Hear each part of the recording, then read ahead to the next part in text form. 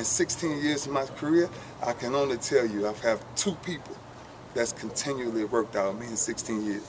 That's what I owe credit to. Everything else, man, you just got to trust God and do what you do. Yeah. Ray, aren't those 16 years of experience enough to offset 16 years, with your film study and everything, enough to offset if you've lost a half a step or whatever? Oh, yeah, that's the thing. That's the thing. I think I tell people all the time, I would never want to go back to being a young Ray Lewis. The young Ray Lewis was good. He was good, but he was out of control a lot of times. The way I am now is a much wiser person, and every man chases wisdom. If you're truly a man chasing something. So where I am now in my career, I appreciate the game.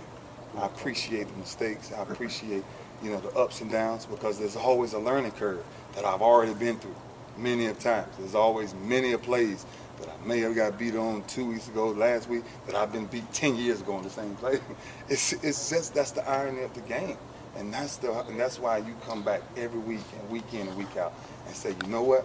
Last week I will be better than I was last week. That's all you can do, and that's what keeps your longevity going the way it goes. The relationship with the coaches, is it between you and them in terms of when you want to come off, when you want to stay on? Is there a nice conversation that goes on? Yeah, come off what? Third down or any play in particular? If a coach says, hey, come on to the sideline. Yeah, probably the only conversation that's probably had is probably when you're probably injured, and they try to tell you the smart thing to do, and you kind of do the opposite, like when I separated my shoulder, and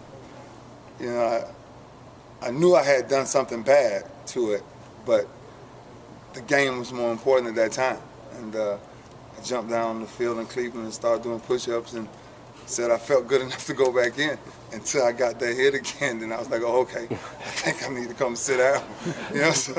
So those are the conversations you have, man. But I tell you, over the years, I think the most beautiful thing I've had is great relationships with some great men. You know what I'm saying? Titles only go so far.